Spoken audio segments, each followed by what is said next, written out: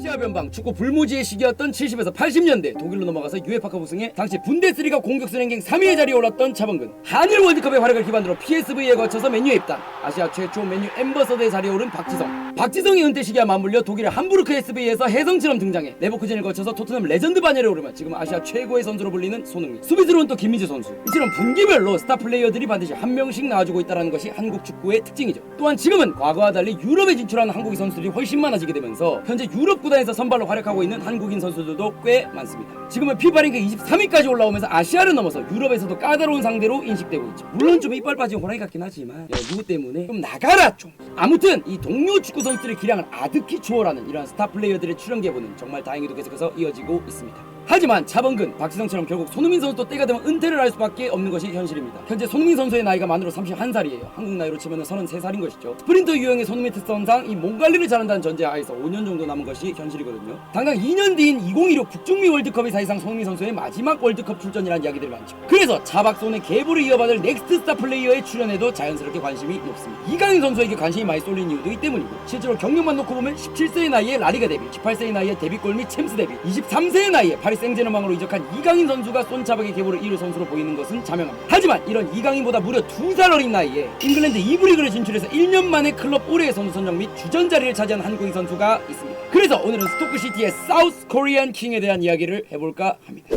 2003년 8월 21일 대구에서 태어난 배준호 선수는 어렸을 때부터 축구를 굉장히 좋아했습니다. 학창시절 밥만 먹으면 운동장으로 뛰어나가던 그런 부류의 아이였죠. 그렇게 대구 신흥초의 축구부였던 대구 U12 소속의 유스에서 활약했으며 이어 진학한 대구 반야월 초등학교, 대구 대륜중학교 역시 축구단으로 유명한 학교들이었죠. 이처럼 어릴 적 떡잎부터 남달랐던 배준호 선수는 당시 축구부로 유서 깊은 천안 제1고로 진학하게 되는데 2019년 천안 제1고 P 감독의 승부 조작 논란으로 축구단이 많은 우여곡절을 겪게 되면서 코치 및 천안 제1고 축구부 선수들이 대거 경기도 평택의 진위고등학교로 옮겨가게 되면서 배준호 선수 역시 진위고 축구단인 평택 진위FC의 일원이 됩니다. 이 평택 진위FC는 천안 제1고 축구단이 그대로 들어오면서 창립된 축구단으로 배준호 역시 진위FC의 초창기 멤버가 되죠. 그리고 이 진위FC에서 엄청난 두각을 드러내기 시작합니다. 사실상 진위FC의 에이스나 다름이 없었죠. 포지션은 공미 또는 윙어로 활약하며 재치있는 패스, 특히 결을 살리는 드리블링은 동나이대 선수들이 따라올 수가 없었습니다. 심지어 어릴 때부터 주발인 오른발뿐만이 아니라 왼발도 능숙하게 쓰면서 거의 양발잡이나 다름이 없었죠. 사실상 2021년 기준 한국에서 가장 축구 잘하는 고등학생이었습니다. 이렇게 고등 축구 리그를 보러 온 많은 스카우터들이 배준호를 주목하기 시작했고, 이로 인해서 많은 프로팀들에게 영입 제의를 받기 시작하는데 K리그뿐만이 아니라 유럽의 몇몇 클럽들에게서도 관심을 보일 정도였죠. 이때 당시 대전 하나시티즌의 이사장이었던 허정무 씨가 배준호를 영입하기 위해서 가장 적극적이었고, 그렇게 설득 끝에 자유선발 형식으로 당시 K2 리그였던 대전의 배준호가 영입됩니다. 18세의 나이에 프로팀에 입당하게 된 것이죠. 그러나 아직은 프로 경험이 없는 배준호였기 때문에 1년간은 대전 B팀이 속한 K4 리그를 번갈아 뛸 예정이었죠. 그러더니 광주FC와의 K2 리그 2라운드전에서 깜짝 선발 출전되기도 하지만 이적 첫 시즌이었던 2022 시즌은 K2 리그보다는 대전 B팀에서도 많은 경기를 뛰게 되면서 이런 B팀이 속한 K4 리그에서 17경기 5골 3도움을 기록하게 됩니다. 그렇게 간간히 뛰던 1군에서도 서울 이랜드FC와의 경기에서 선제골을 터뜨리게 되면서 프로리그 무대에서 데뷔골을 기록하게 되죠. 또한 2022년 김은중 감독의 U20 대표팀에도 수입되면서 U20 아시안컵 예선전에서 몽골, 말레이시아 그리고 우즈벡을 상대로 한 골씩을 기록하기도 합니다. 이후 이적 1년 차인 2023 시즌부터 배준호의 본격적인 축구 커리어가 시작되는데, 우선 1월에 열린 AFC U20 아시안컵에서 요르단을 상대로 한 골을 기록하면서 2024년도 첫 골을 신고합니다. K1 리그로 승격한 대전에서도 본격적으로 주전으로 활약하기 시작하죠. 그리고 배준호 축구 커리어 중 가장 하이라이트였던 2023 피파 U20 월드컵 아르헨티나에 출전, 16강전 에콰도르를 상대로 한 골 1도움을 기록하면서 경기 MOM에 선정되는 엄청난 활약을 펼쳤으며, 이탈리아를 상대한 4강전에서 비록 한국이 지면서 결승 진출에는 실패했지만 이태리 수비진을 흔드는 드리블을 여러 차례 보여주게 되면서 이태리 감독이었던 카르미네 눈치아타로부터 훌륭한 선수라는 코멘트를 듣기도 했으며, 2024년 7월 27일에 개최된 꼬마와의 K리그 올스타전에서 공격형 미드필더로 선발 출전 45분간 활약하면서 시메오네 감독으로부터 33번 선수가 수비라인 사이에서 뛰는 모습이 인상적이었다라고 콕 집어서 칭찬을 받기도 했죠.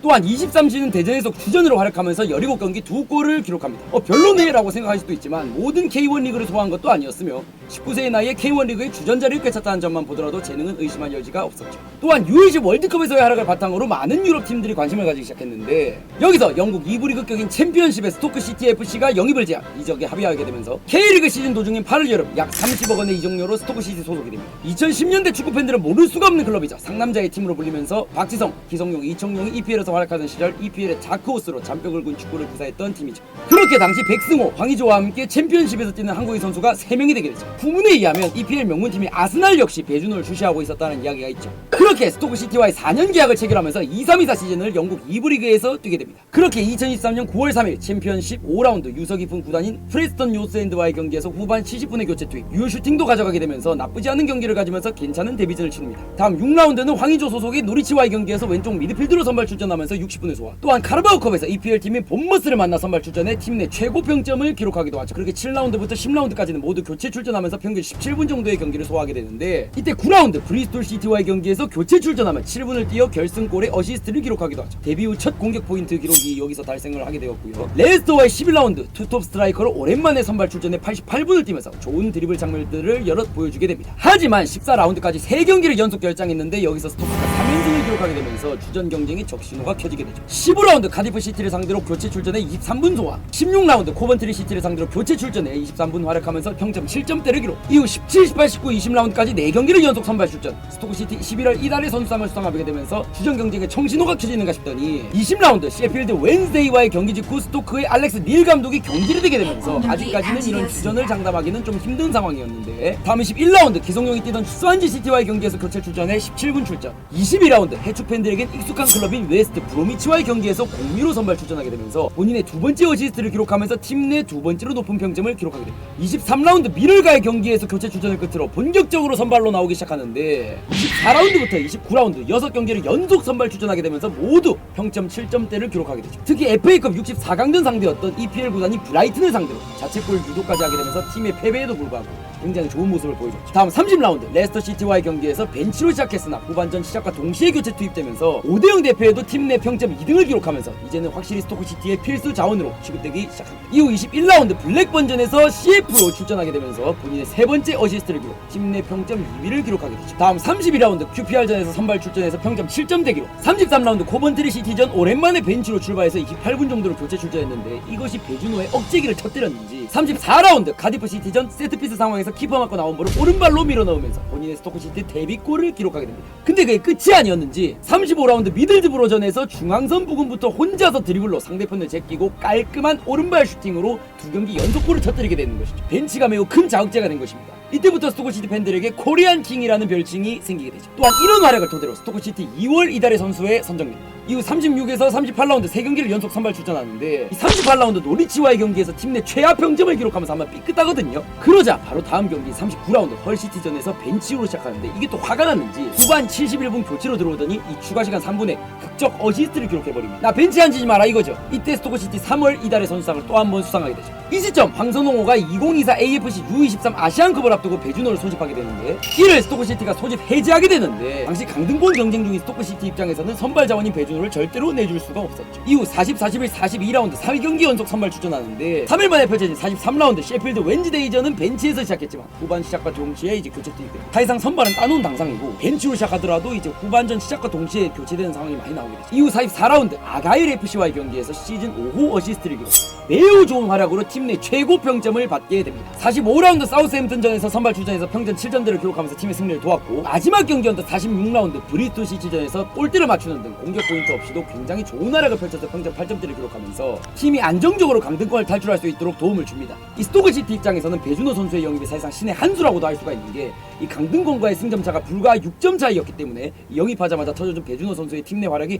매우 유효했다라고 할 수가 있습니다. 이 때문에 23-24 시즌 스토크시티 올해의 선수로 배준호 선수가 선정될 수 있었죠. 특히 보수적인 잉글랜드 리그에서 이적 첫 시즌에 홈팬들이 응가를 붙여주는 건 역시 매우 이례적인 일로 손흥민 선수도 데뷔 첫 시즌에 응가가 없었을 정도니까 현재 이 스토크시티 내에 있는 이 배준호 선수의 입지나 위상 이런 것들을 알 수 있는 대목이기도 하죠. 또한 교체 출전했던 초창기를 제외하고는 후반기는 사실상 선발 출전만 하게 되면서 다음 시즌도 스토크의 선발 선수 활약할 가능성이 매우 높아졌거든요. 어찌 보면 승승장구할 일만 남은 것 같은 배준호 선수에게 남은 딱 한 가지의 걸림돌이 바로 군 문제인데, U23 아시안컵에서 인도네시아를 상대로 8강에서 황선홍호가 충격 탈락하게 되면서 올해 열리는 파리올림픽에는 참여할 수 없게 되었고, 남은 건 2026년 일본 아시안게임 금메달밖에는 없는 상황입니다. 현재 배준호 선수가 20세 어린 나이에 EFL 챔피언십에서 자리를 잡았기 때문에 이렇게 발전 가능성이 높은 상황 속에서 여기서 확실히 자리를 잡아만 준다라고 한다면은 EPL 진출도 충분히 가능하기 때문에 개인적으로는 다가오는 아시안게임에서 꼭 금메달을 따가지고 배준호 선수가 해외에서 자신의 커리어를 마음껏 펼칠 수 있도록 손흥민 다음으로 우리의 주말을 책임질 수 있는 이런 한국인 선수가 되기를